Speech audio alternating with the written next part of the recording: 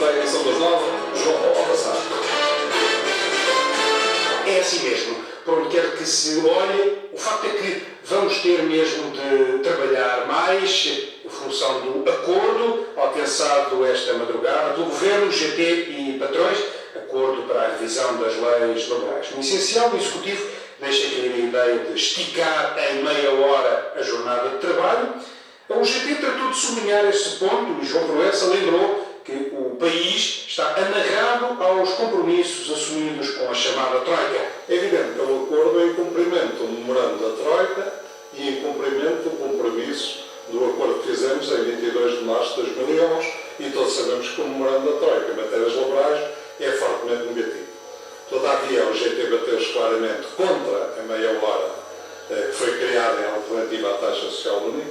Achávamos que a meia hora iria acelerar brutalmente o desemprego e iria desregular as condições de trabalho e neste quadro é evidente que este acordo obriga a retirar a meia hora da Assembleia da República com todas as consequências nesse sentido. Uma vitória ainda assim para os trabalhadores, leitura de João Proença da UGT.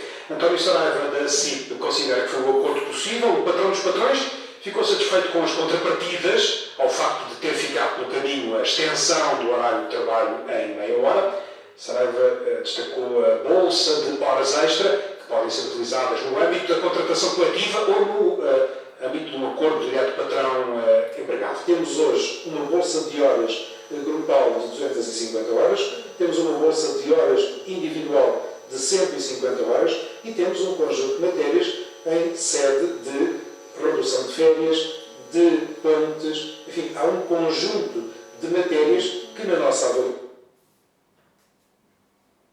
avaliação, sendo o acordo possível, são substancialmente equivalentes àquilo que para nós seria a meia hora.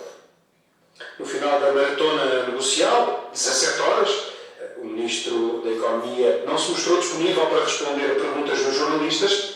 Álvaro Santos Pereira quis, no entanto, sublinhar esta ideia essencial. Na opinião do Governo, o acordo permite preservar a paz social e abre caminho a uma maior competitividade.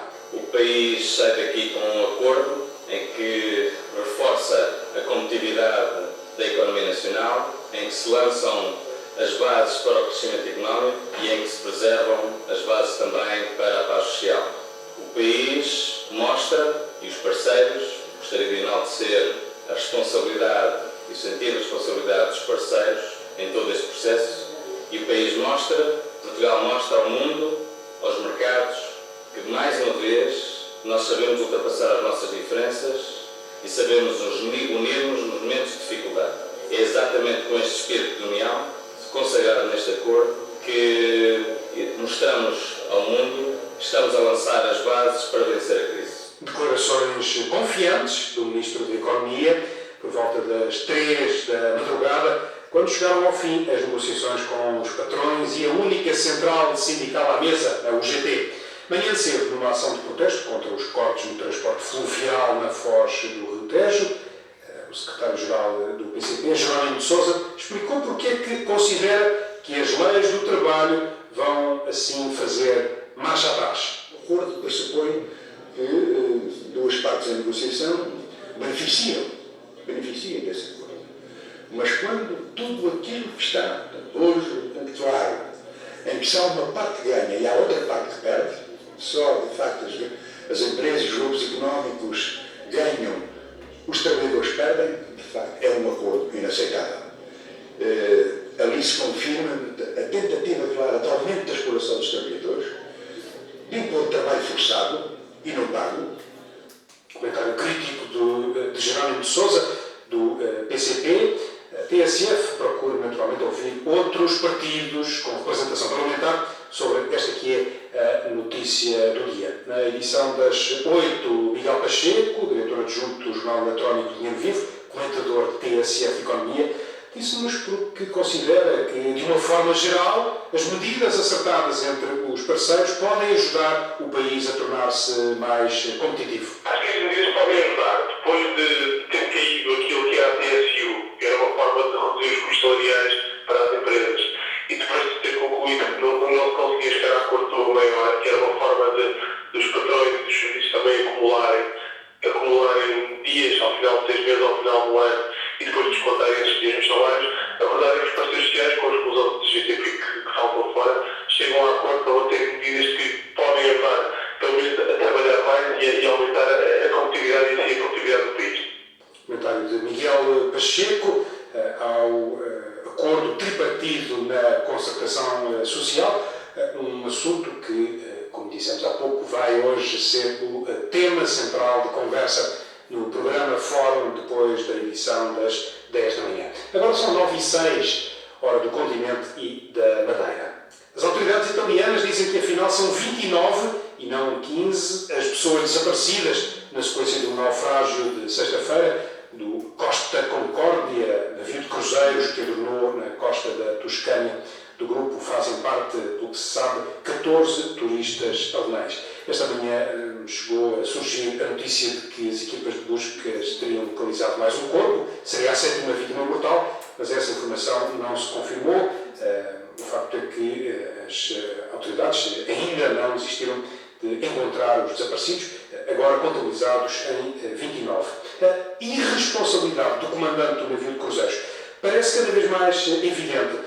Nas últimas horas, a imprensa italiana revelou excertos das conversas mantidas entre o comandante Schettino, comandante do navio, e o capitão do porto da ilha, que chegou a dar uma ordem para que o comandante regressasse ao navio. Essa ordem não foi acatada. Nuno Domingues lembra o essencial. A conversa reporta-se a 2 momentos. No primeiro, pouco depois do início da evacuação do navio, o responsável portuário começa por dar instruções sobre como deve o comandante, aparentemente ausente já do navio, deve regressar à embarcação e assumir o comando das operações de resgate dos passageiros. Indica que deverá subir por uma zona de emergência, numa corda que ali foi colocada, e que deve transmitir o número de pessoas que ainda está a bordo, especificando homens, mulheres, crianças e tripulantes. E depois surge a pergunta: onde é que está? O que é que está a fazer? A resposta é: estou aqui, estou a coordenar a operação. O capitão portuário muda o tom de voz e dá a mesma ordem: regresse ao bar, regresse já. Sou eu que mando e estou a dizer para regressar já. No meio da conversa é referida pelo comandante do Porto a existência de mortos. O comandante Schettino pergunta quantos, e aí o capitão do Porto responde, aparentemente incrédulo: está a perguntar-me a mim? Você é que deve dizer-me. Ou quer voltar para casa já? Isto passa-se às 11 da noite, no início da evacuação. 1 hora depois, o comandante diz que é impossível regressar ao Costa Concórdia. O Porto pergunta-lhe se ele abandonou o navio e o posto. A resposta é claro que não, mas nunca mais o comandante estabeleceu contacto. Uma conversa irreal, esta que foi mantida entre o comandante do navio naufragado no Mediterrâneo e o capitão do porto da ilha, junto ao qual o navio adornou, acabando por matar pelo menos 6 pessoas. É esse o número oficial que se mantém. Há perto de 3 dezenas de desaparecidos. A Câmara de Lisboa vai enviar à Provedoria de Justiça a justificação para a cobrança das taxas aos moradores da cidade que têm mais do que 2 viaturas estacionadas na via pública. O provedor enviou uma recomendação criticando as taxas que considera abusivas, no caso dos dísticos para uma segunda e uma terceira viatura, taxas que podem atingir os 120 euros anuais nesse caso, de haver uma terceira viatura pertencente à mesma família. Ora, ouvido esta manhã pela TSF, o vereador da Mobilidade, Nunes da Silva, explica que a cobrança das taxas pretende repor o equilíbrio numa cidade com poucos lugares de estacionamento. O espaço não chega para todos e, portanto, o evidente é que as pessoas que têm mais de 2 veículos devemos ter uma taxa próxima daquela que é oferecida pelos espaços de estacionamento que existem na zona. Agora, isto não está escrito no documento e o que o Sr. Provedor diz é que esta justificação tem que estar presente com o regulamento. Assim, o comentário do vereador da Mobilidade da Câmara de Lisboa às dúvidas e reparos do provedor de Justiça sobre a cobrança pela EML, empresa de estacionamento municipal, cobrança de taxas aos moradores, 30 euros anuais para uma segunda viatura, 120 para uma terceira viatura do mesmo agregado familiar. A enciclopédia comunitária online Wikipédia, em língua inglesa, a versão inglesa, vai ficar offline a partir da próxima madrugada, a partir das 5 horas da próxima madrugada e durante 24 horas. E porquê? O portal, que é o sexto mais visitado da rede, da internet, assume assim uma posição crítica em relação à lei antipirataria que está em debate no Congresso dos Estados Unidos da América. A Wikipédia, a língua inglesa, diz que cabe aos responsáveis das páginas noutras línguas, por exemplo, no caso do português, a decisão de se juntarem à iniciativa. Sofia Santos. O apagão vai ser entre as 5 da manhã de quarta e as 5 de quinta-feira. O fundador da Wikipédia diz que mais de 100 milhões de pessoas vão ser afetadas pelo corte e deixou no Twitter uma mensagem aos estudantes. Façam o vosso trabalho de casa mais cedo, porque nós vamos protestar contra a lei má. A Wikipédia, neste caso a versão inglesa, junta-se assim a outros sites de menor dimensão que vão estar offline. A proposta de lei anti-pirataria nos Estados Unidos prevê a suspensão de sites e a prisão de responsáveis pela publicação de conteúdos ilegais. É tida como uma ferramenta importante na defesa dos direitos de autor. Mas os protestos não tardaram. A ideia tem sido fortemente criticada por grupos que defendem a liberdade de expressão na internet. O Google e o Facebook não aderiram ao blackout, pelo menos para já, mas também criticaram a proposta. O mesmo fez a Casa Branca no blog destinado às petições públicas, anunciou que não vai apoiar o diploma. Os autores da proposta de lei norte-americana, republicanos, mas também há democratas, dizem que o objetivo é defender os direitos de autor. O facto é que muitos especialistas e diversas organizações receiam que possa ser uma porta aberta para a censura no espaço de liberdade da rede.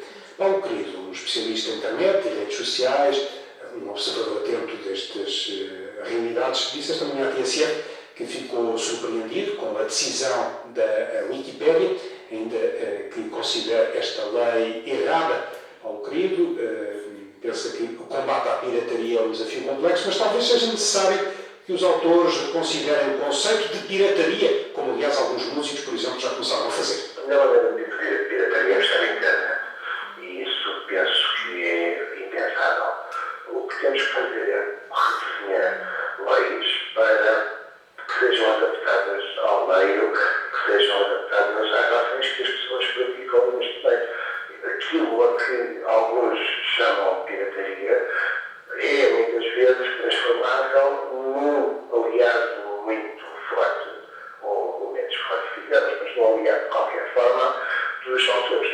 Comentário de Paulo Querido, esta polémica que em Portugal tem outros contornos, em debate uma ideia para colocar uma taxa sobre determinados equipamentos eletrónicos, como telemóveis e discos rígidos externos, como forma de financiar, alegadamente financiar, os autores que estão a ser prejudicados por esta famosa pirataria. Quase 9h15 da manhã. Ainda tempo para lhe contar que a Procuradoria-Geral da República considera que há sinais de avanços quanto à prevenção e combate da violência meio escolar, chamado bullying. Os dados disponíveis sobre os casos registrados durante o ano passado, relativos a Lisboa, também Évora, apontam no Guedes para um menor número de inquéritos realizados. A Procuradoria-Geral da República garante que existe uma clara melhoria na prevenção e punição dos crimes relacionados com a violência escolar. Mudanças, para melhor, que se devem essencialmente ao facto de os conselhos diretivos das escolas, os professores, as famílias e os alunos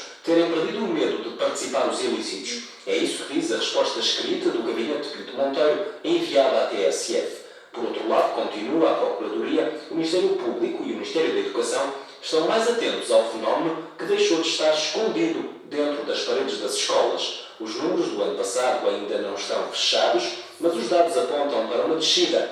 Nos primeiros 9 meses de 2011, foram abertos, no Distrito de Lisboa, 107 inquéritos relacionados com violência escolar, numa média de 12 por mês. No ano anterior, essa média ficou próxima dos 14. Na Procuradoria-Geral Distrital de Évora, os números caíram bastante mais. Em 2010, foram abertos 59 inquéritos. Em 2011, esse número desceu para 33. Um sinal que interessa verificar adiante se confirma.